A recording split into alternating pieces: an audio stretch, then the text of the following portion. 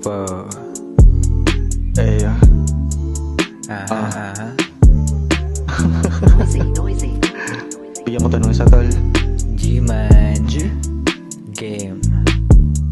24 oras ang lumipas, di ka pa umuuwi. Di ka man lang nagsasabi, san ka ba naglalagi? Dami ko ng tawag sa telepono't naghihintay kasi daling hinanap sa EA. Ang init na pang madali. Binayo-bayo ko siya habang tumatawag ka pa. Sabi mo'y pauwi ka na't mayroong regalo na dala. At saan ka ba?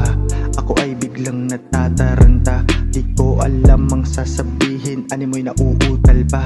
Malamig na pawis ang aking agarang nadarama. Pinatay ang tawag sakaling ika'y biglang magtaka. Pag ako'y nahuli, siguradong ako'y may kalalagyan na. Kaya pasensya na sa EA, bawi na lang sa muling pagkikita. Sana makabawi tong Kengo ko na si Ryu. Habang ako bumobomba, nagtago sa mga lesbo. Tumawag siya sa akin, ako'y napatanong. Malungkot, nahuli, kaya siya'y nagkukulong. Ginanapan ng natural, habang na may pulis. Kasi ang sabi nga nila, pag pulis daw ay matulis. Tangina, di ako dyan nananiwala. Kasi napakalabo, parang mga mata. Mata daw ay blurred, di nakita halaga. Gengo ko sa aking tabi, solido ang pagkwento niya.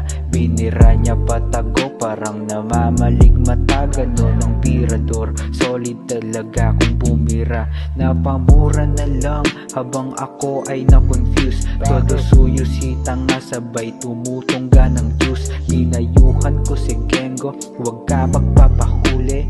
Ay nako, hindi ka nakinig sa aking sinabi. Kaya ang napala mo ngayon ay delikado. Tangina, nadamay pa ako sa problema mo. Pero goods lang, sabay abot ko ng smoke. Ako na tumutungga-tungga na lang ng zero coke. Zero coke. Yeah, zero coke. Si Rio malungkot. Uy, gago pre, hindi. Ay, Tangin naman. binulabag freestyle shit.